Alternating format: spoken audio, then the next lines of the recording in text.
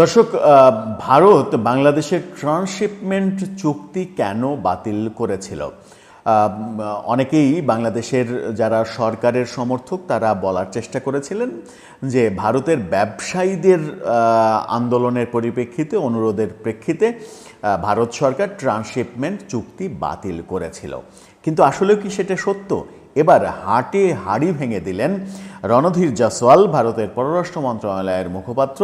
তিনি আসল ব্যাপারটা সামনে নিয়ে আসলেন। আসল ব্যাপারটা যখন সামনে নিয়ে আসলেন তখন আমরা দেখলাম যে আদানির বিদ্যুৎ কেন্দ্র থেকে বিদ্যুৎ সরবরাহ বন্ধ করে দেয়া হলো। কোন পথে এগোচ্ছে ভারত? কি বলতে চাইছে, কি করতে চাইছে তারা, সেই আলোচনাই করব এই ভিডিওতে। থাকবেন পলিটিক্স টিভির নিয়মিত আয়োজনে।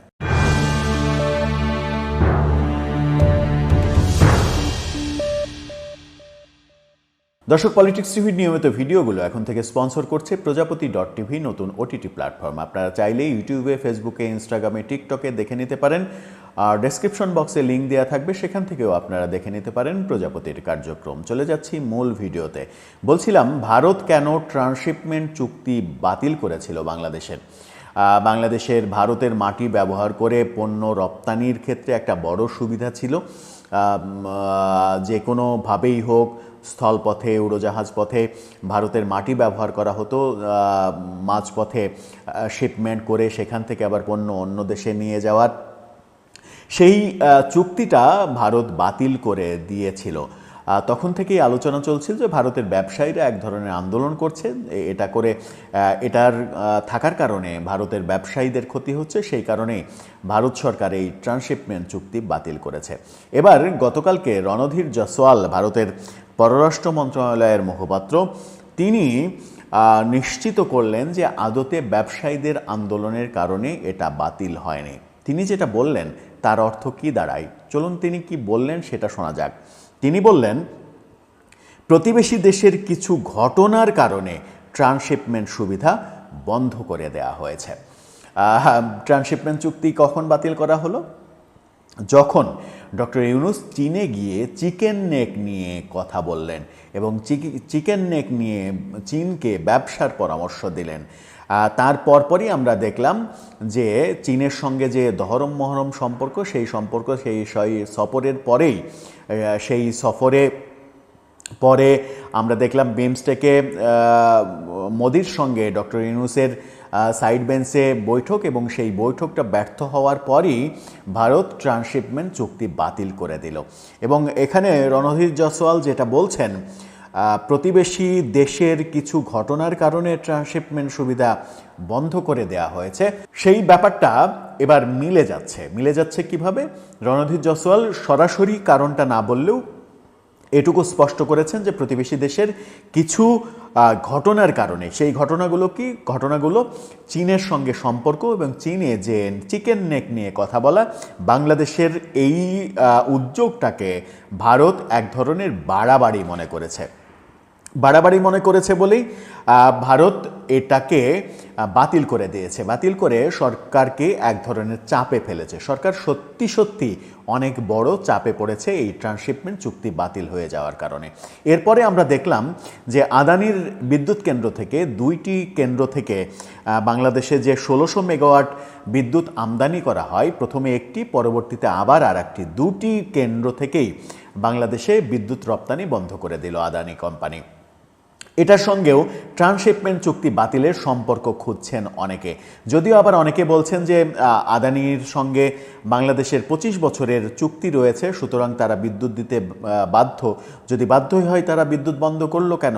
আর চুক্তি থাকলেও চুক্তি বাতিল করা তো খুব একটা কঠিন কাজ না, চুক্তি বাতিল করে দিতে পারে। সরকার যদি আদানিকে চাপ দেয় তাহলে তো চুক্তি বাতিল হয়ে যেতে পারে। চুক্তি বাতিল হলে 1600 মেগাওয়াট বিদ্যুতের যে ঘাটতি, সেই ঘাটতি কিভাবে বাংলাদেশ দ্রুত পূরণ করবে সেটাও একটা বড় বিষয়। এবং অনেকে বলছেন যে ভারত দ্বিতীয় চাপ হিসেবে এই বিদ্যুৎ সরবরাহটা বন্ধ করে দিয়েছে।